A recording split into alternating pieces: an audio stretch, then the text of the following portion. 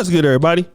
It's your boy, O'Shea Duke Jackson, back at it again with another episode of the Celebrity Junk. If you guys remember, I did a very viral video about Brother Mark Cruz challenging Dr. Umar when it comes to black men. And of course, shout out to Brother Mark Cruz. He sends me a lot of good stuff here. That video was well received on this Celebrity Junk channel. And he sent me an email that I would like to read. And he sends me this. He says, black man has done more for women than Dr. Umar. Brother Mark Cruz says, I had sent you this clip, O'Shea, because of what you had said about Umar. And I want to make it clear that I don't hate Umar because he's our brother. I do agree on some of the things he says, but he is dictating and depolicing black men on who should people date when he himself said why he cannot marry a black woman. That's where I have a problem with him. Okay? I won't read any more of that, but I want to click this, before I click this link, I'd like to play that soundbite again about how Dr. Umar says he loves black women, and then I'm gonna come back. Black men date out their race more than all other men put together. You know why? Racial inferiority. We don't think we're as good as the white man, so we need the white woman in order for us to feel an artificial sense of equality. It is self-hatred to the 20th power. I'm not against white women, but I support black women. And in my support of black women, I cannot condone interracial dating. But let's look at the economics. Take the romance out. Take the emotion out. Let's look at the economics. Marriage is a business contract. Women on average live longer than men. So if I marry a white woman and I die prematurely, rest in peace, Kobe Bryant. I die prematurely, rest in peace, marvelous Marvin Hagler. That white woman is not going to take any of the wealth that I built as a black man and give it to the black community so we can help regenerate ourselves. She's going to keep that money for herself, and all that black money will go back into the hands of white society. Interracial marriage is economic betrayal. Now, for those of you who grew up in the late 90s, early 2000s, we all remember Warrick Dunn. Warrick Dunn, who went to Florida State, exciting tailback, great tailback. Dr. Umar says he loves black women.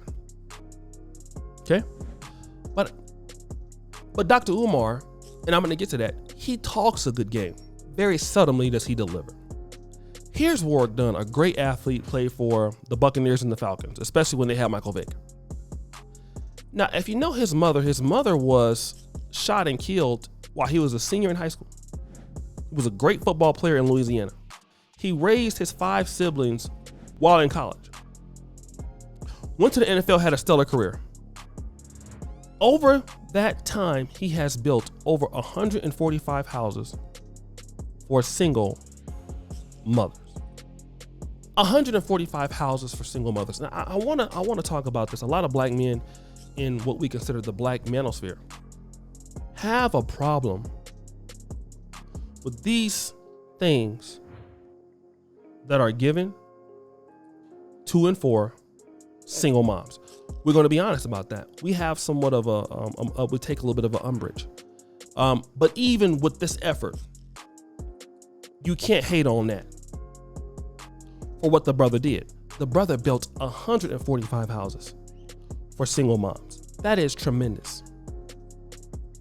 Okay, we can deal with where we think that that's a bad idea, that the idea doesn't make sense. We can deal with that if we would like. That's something that we can deal with. But what we're dealing with is what the brother did. He did something excellent. I want to play another clip of Dr. Umar talking about how black men are responsible for black women's bad decisions. Then I'm going to come back. Over here, I want to say this to us, though. Because we try to act like the way sisters treat us doesn't have a history that we are not at least partly responsible for. Let's be honest. The black woman has had to hold down the black house by herself, although imperfectly. She's had to do it by herself since the mass incarceration of black males began in the 1970s. You understand me? Most of our children are raised by a single mother right now. And it has been that way for about 50 years. So when a sister says, I don't need a man, because she couldn't find one strong enough to hold her down, Or when you meet a woman and you say, sister, I'm strong enough to be your man. You ain't got to work or you ain't got to pay the bills or whatever. Pull back. I got you. And she can't do it because all the other men before you who disappointed her. So what I'm saying is, black men, we got to be patient with our women because we created that personality. We created that. And then we want to act like we didn't play a role. We have to be held accountable for their poor selection. No, you have to be held accountable. No, you have to be held accountable because they have a poor selection.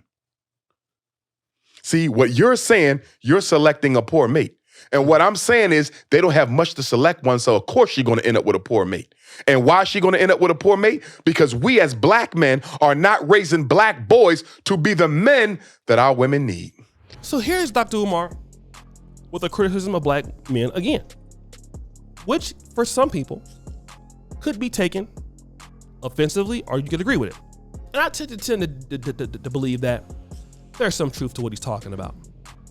But then the question is, if we will concede that Dr. Umar is right, then let's ask Dr. Umar a question.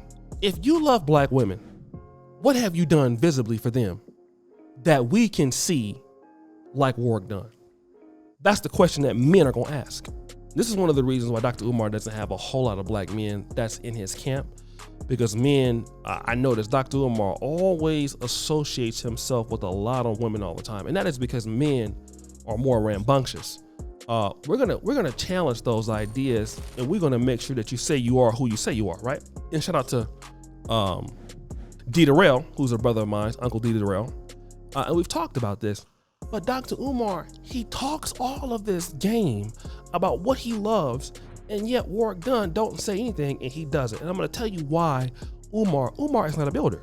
And what we have confused and we have conflated is the fact that you're a big talker, you're a builder.